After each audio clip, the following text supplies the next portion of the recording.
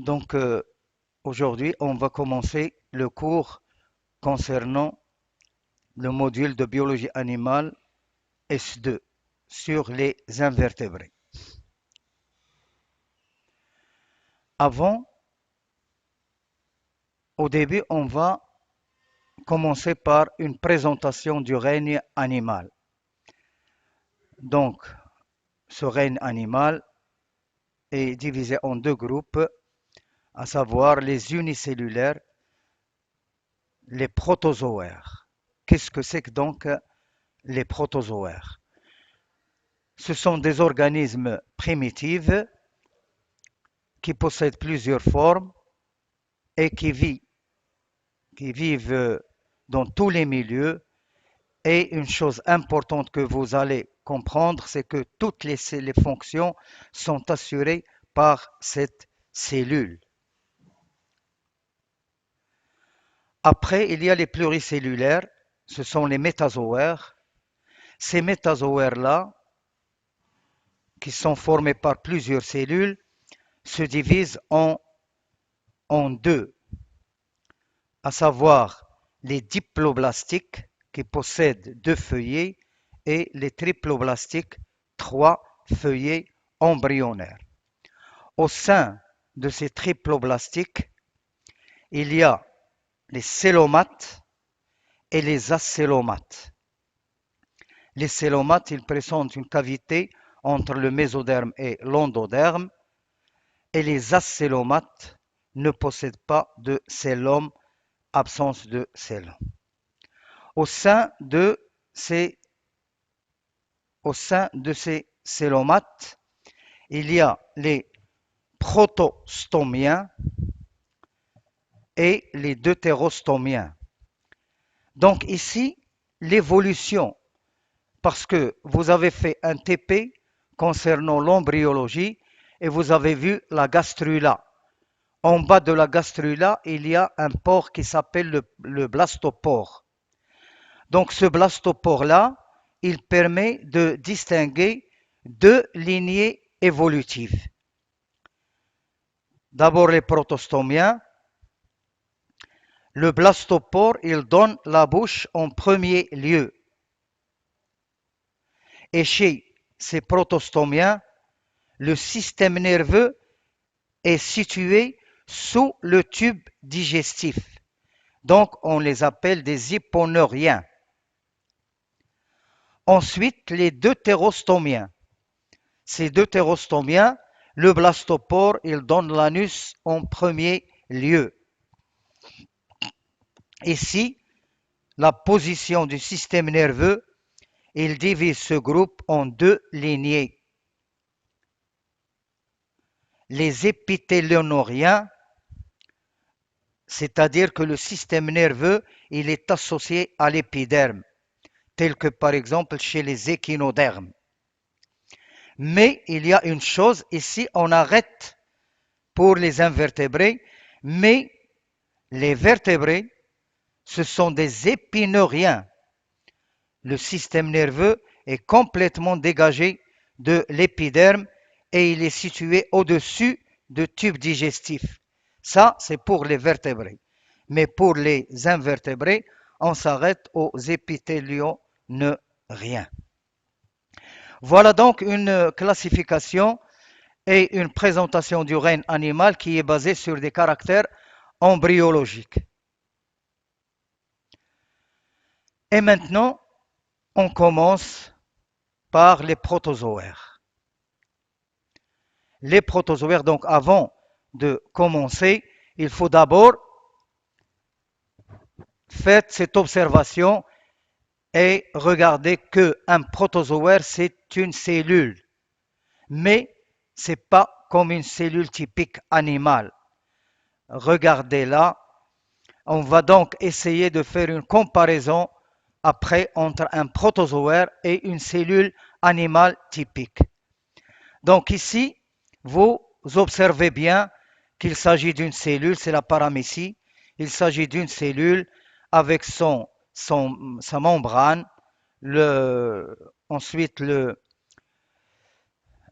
cytoplasme et le noyau. Donc ça, c'est un exemple d'un protozoaire.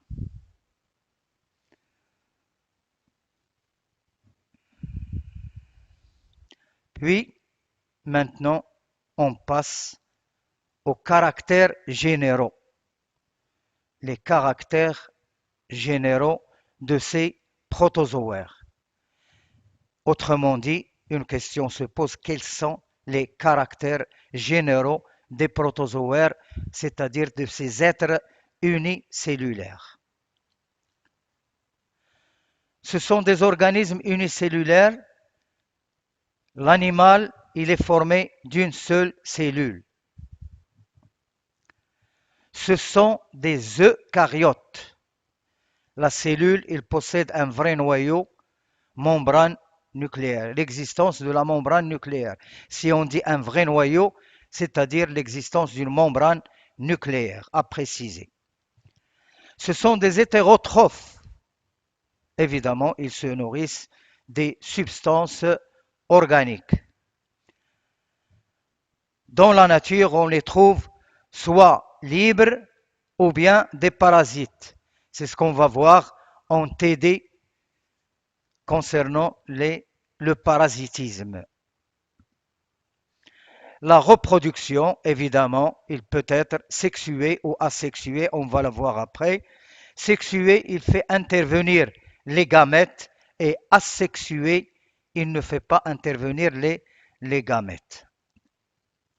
Le mode de leur nutrition, comme vous l'avez vu en biologie cellulaire, il s'agit d'une phagocytose ou bien une diffusion. Ils sont mobiles au moins à un stade de leur développement. Ils sont mobiles au moins à un stade de leur développement et vous allez voir les stades de développement d'un parasite au cours de TD. Cette cellule exerce plusieurs fonctions. Et ça, il faut bien préciser une chose importante ici, c'est que cette cellule, il exerce plusieurs fonctions. C'est la différence entre une cellule animale typique, comme vous l'avez vu en biologie cellulaire, et un protozoaire. C'est-à-dire que le protozoaire, il peut exercer plusieurs fonctions, à savoir la locomotion, le déplacement, c'est-à-dire le déplacement, la reproduction, la nutrition, tout ça, ce sont des fonctions, on dit qu'il s'agit comme un organisme. Voilà donc la différence entre un protozoaire et une cellule animale typique. Et on va commencer par ces fonctions-là qu'exercent les protozoaires. Premièrement, la locomotion, le déplacement. Comment se fait le déplacement chez ces protozoaires? Il y a d'abord la classe des rhizopodes. Le déplacement ici, chez ce groupe-là, se fait par des pseudopodes, c'est-à-dire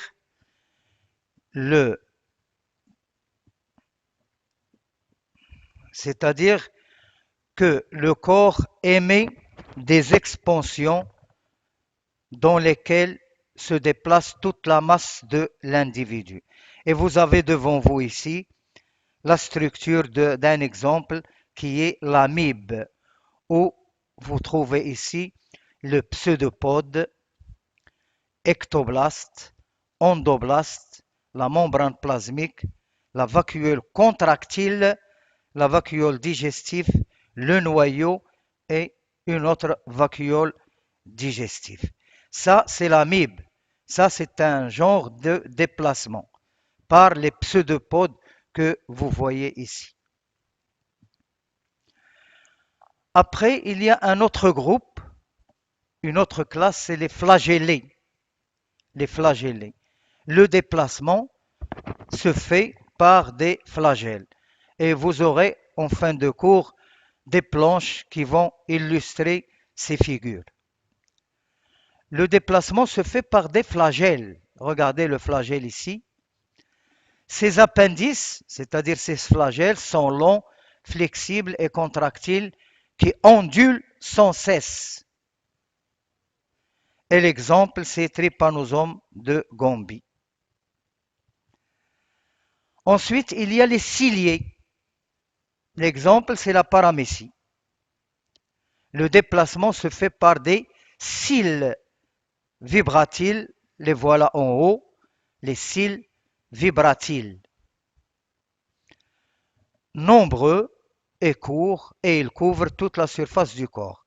Vous aurez donc ces planches-là en fin de cours qui reflètent et qui illustrent toutes ces figures-là.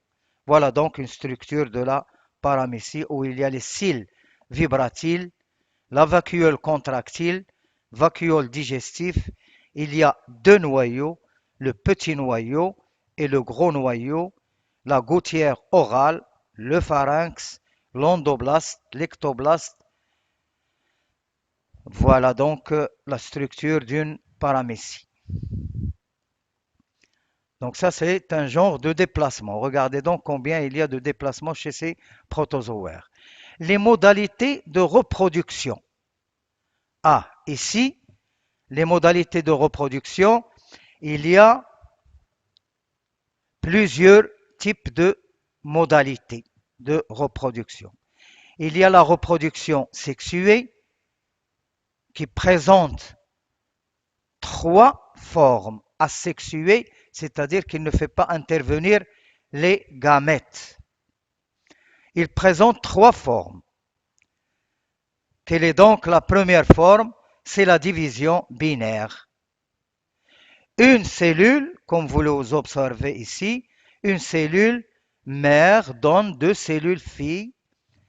La karyocinèse, c'est-à-dire la division du noyau, il est suivi par une plasmotomie, division du cytoplasme qui est soit longitudinale ou transversale. Il est ici devant nous une division binaire transversale d'une paramécie, mais on peut avoir une division longitudinale. Donc regardez la reproduction asexuée. La première forme, c'est la division binaire. Voilà une deuxième forme, c'est ce qu'on appelle et ce qu'on va voir en travaux dirigés sur le parasitisme. On va voir ce mode de division qui est la division multiple ou schizogonie. La karyocinèse, c'est-à-dire la division du noyau, il est multiple, il donne une cellule plurinucléée appelée la schizonte. La voilà devant vous. Une plasmotomie, c'est-à-dire une division du cytoplasme, s'effectue autour de ce noyau et donne plusieurs individus uninucléés appelés les schizozoïtes. Voilà donc la figure 6 indique la schizogonie. Schizozoïte donne des schizondes par division multiple du noyau et il donne des schizozoïtes. Après, on passe à un autre mode de reproduction, c'est le bourgeonnement ou bien ce que l'on appelle la gémiparité. Un développement de bourgeons, comme vous le voyez ici, le bourgeon latéraux sur le corps maternel et ces bourgeons se détachent et donnent de nouveaux individus. Donc il y a bourgeonnement externe, ensuite bourgeonnement interne.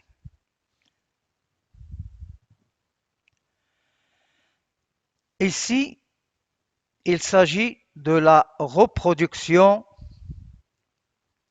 sexuée qui fait intervenir les gamètes.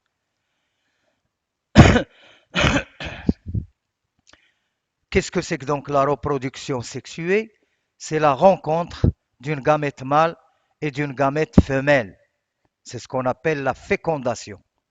Qu'est-ce qu'il va donner? Il va donner une cellule à 2 N chromosomes qui s'appelle une cellule diploïde ou bien l'œuf ou bien la zygote. On vous donne maintenant un exemple de reproduction sexuée chez la paramécie. C'est ce qu'on appelle la conjugaison chez la paramécie. Il s'agit donc d'un véritable échange de matériel génétique. Son déroulement, il se fait en plusieurs étapes et vous aurez donc cette planche-là parmi les planches que je vais vous donner en fin de cours. Quelles sont donc ces différentes étapes? Premièrement, association de deux paramécies par leur face orale, c'est-à-dire deux paramécies qui vont s'associer par leur face orale. Ça, tenez-le bien au début. Association de deux paramécies par leur face orale. Comme vous le savez avant, il y a deux noyaux. Il y a le micronucléus et le macronucléus. Donc, on assiste à une dégénérescence des macronucléus. Ensuite, comme vous l'avez vu en cours de biologie cellulaire, comme vous le voyez en biologie cellulaire,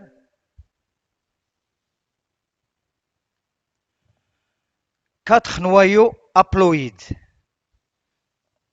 Quatre noyaux.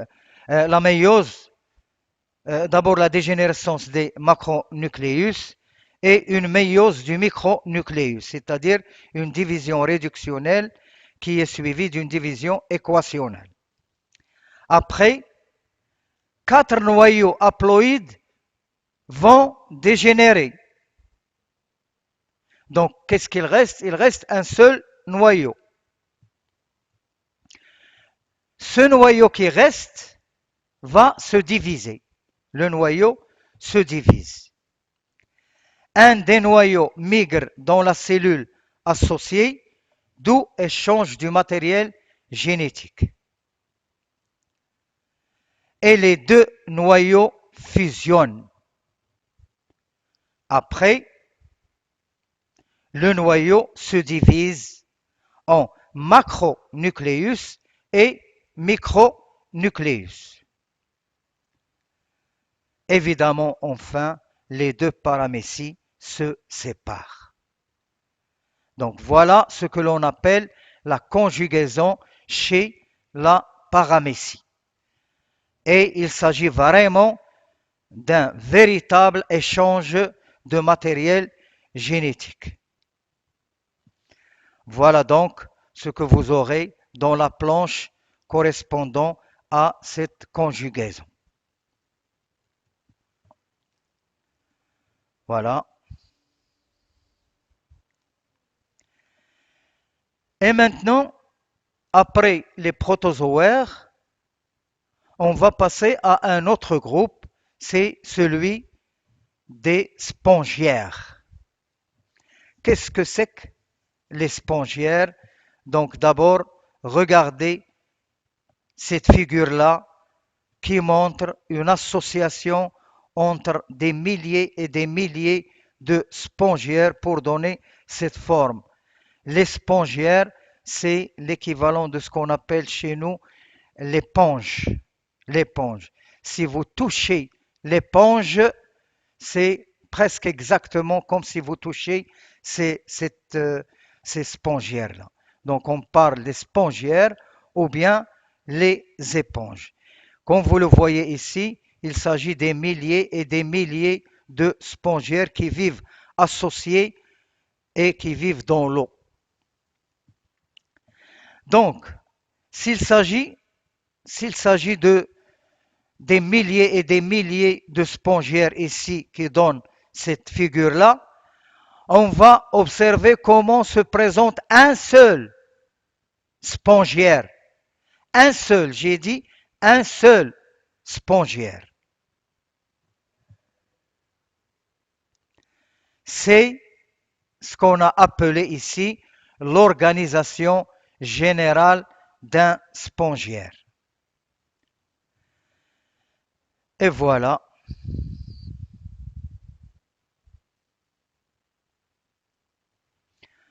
Voilà donc l'organisation générale d'un type de spongiaire appelé le type Ascan. Le type Ascan. Comme vous le voyez, il s'agit d'un organisme de petite taille. Regardez-le bien, il est de petite taille et il ressemble à une petite outre. Une petite outre. Il est de 1 cm, presque environ de 1 cm de hauteur, et dans l'ouverture apicale en haut, regardez-le en haut, il représente ce que vous voyez, c'est l'oscule. C'est une ouverture d'où sort l'eau et les autres produits. Le corps, il est avec des orifices. Regardez le corps en jaune ici et regardez les points noirs. Ce sont des orifices inhalants qui font rentrer de l'eau. Il ressemble à une petite outre fixée à sa base. Donc ici, regardez bien ce type Ascan. Il s'agit d'un spongiaire où il y a l'oscule. C'est une ouverture d'où sort et il y a des pores inhalants qui font rentrer de l'eau. Il y a des cellules que vous voyez ici marron, ce sont les choanocytes et les pieds. C'est un animal qui vit fixé. Donc c'est la figure 9, la morphologie d'un type Ascan. Quels sont donc les caractères généraux de ces spongiaires? Donc il s'agit d'un métazoaire, il est pluricellulaire, sans organes. Et ça, c'est une chose très importante ici, c'est que ces spongiaires, ils n'ont pas d'organes différenciés. Ils sont diploblastiques, deux feuillets, ils ont l'ectoderme et l'endoderme. Ils ont l'ectoderme et l'endoderme qui est séparé par une couche pluricellulaire. C'est une masse gélatineuse riche en eau. C'est ce qu'on appelle la mésoglie. Donc, un spongiaire, il est formé par l'ectoderme, l'endoderme. Ces deux couches, ils sont séparés par ce que l'on appelle la mésoglie, qui est une masse gélatineuse riche en eau. On va voir après de quoi est composé l'ectoderme, de quoi est composé l'endoderme et de quoi est composée la mésoglie. La structure histologique de l'ectoderme. Voilà donc l'ectoderme. Vous voyez une couche de cellules vertes ici, une couche de cellules vertes.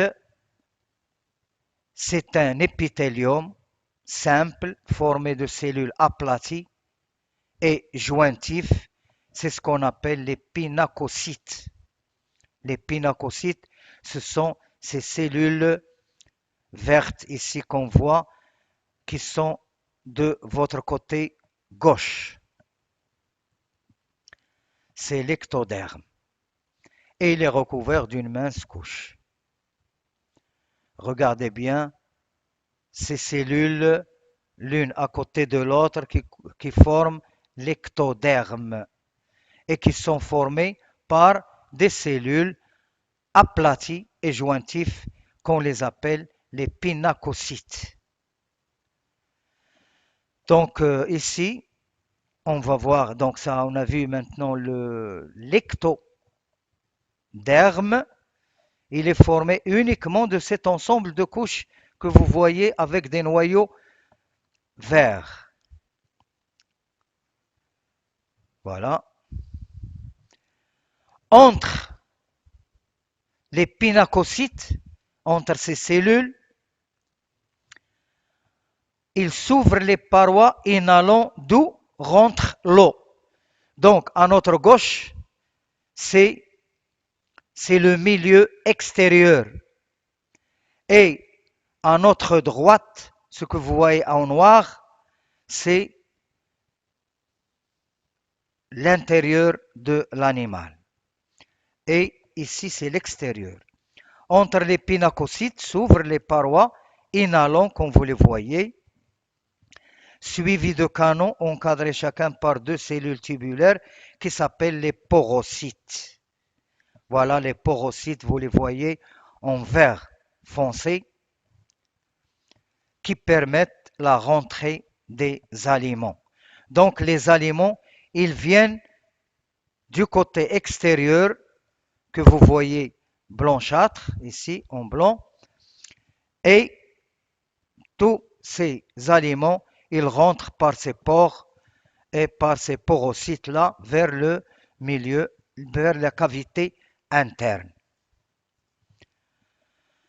Voilà, donc ça c'est la structure histologique de l'ectoderme. Donc, en résumé, il est formé par deux types de cellules, les pinacocytes et les porocytes. Maintenant, la structure histologique de l'endoderme. Donc, l'endoderme, il est de votre côté droit. Ce sont ces cellules blanchâtres, flagellées, que vous voyez. Cet endoderme-là, il est formé de cellules de grande taille, pourvues d'un grand flagelle, qu'on les appelle les choanocytes. Les choanocytes. Donc l'endoderme, comme on a dit, l'ectoderme, il est formé par deux types cellulaires. L'endoderme, il est formé par un seul type de cellule qui est les choanocytes. Donc comment ça se fait? Donc les aliments, le moment où ils rentrent vers la cavité interne, ces cellules-là, avec leurs flagelles, ils provoquent des mouvements. Les mouvements des flagelles, ils provoquent un courant d'eau qui permet l'apport de l'oxygène et des aliments qui sont les bactéries et les algues vers les autres cellules. Donc les choanocytes, ils sont très très importants pour cet aspect de faire rentrer les aliments vers les autres cellules, vers ces cellules mêmes et vers les autres cellules. Donc, la structure histologique de l'endoderme, comme vous le voyez, il est formé de choanocytes. Qu'est-ce qu'il nous reste maintenant? On a vu l'ectoderme, l'endoderme formé par un seul type cellulaire, mais il reste la mésoglée. La mésoglée, c'est-à-dire la couche située entre l'ectoderme et le mésoderme. La structure histologique de la mésoglée.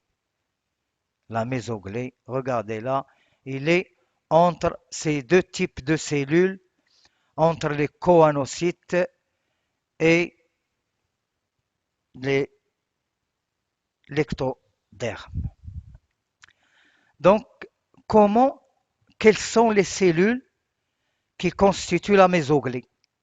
Quelles sont les cellules qui constituent la mésoglée? Premièrement, il y a les scléroblastes.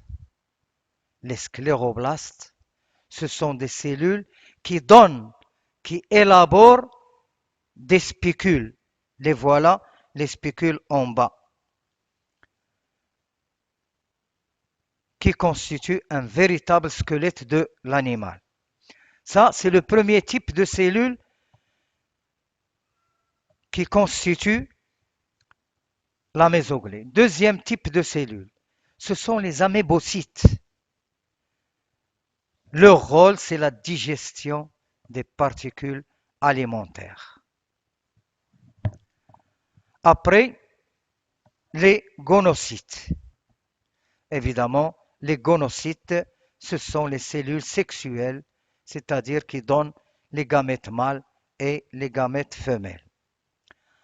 Après, il y a les cellules nerveuses. C'est un système nerveux rudimentaire et diffus. Il y a aussi les archéocytes. Ces archéocytes, ce sont des cellules embryonnaires qui donnent d'autres types de cellules. Et il y a les myocytes, ce sont les cellules de soutien. En résumé, cette mésoglée-là, il est formé par 6 types de cellules, à savoir les scléroblastes, les amébocytes, les gonocytes, les cellules nerveuses, les archéocytes et les myocytes. On passe maintenant à la reproduction chez ce groupe-là.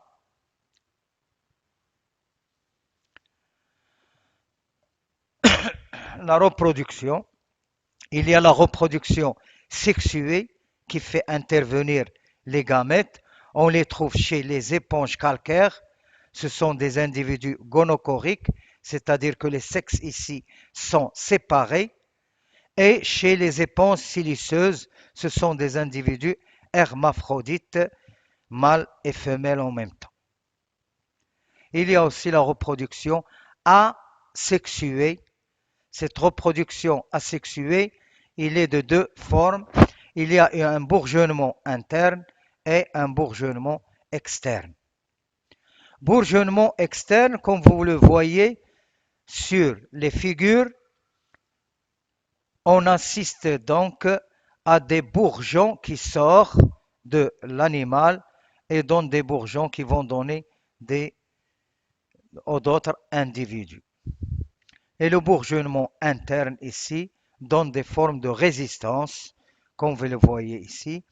Ce sont des coques internes qui contiennent des amébocytes, des spicules, la coque externe et en bas le micropyle.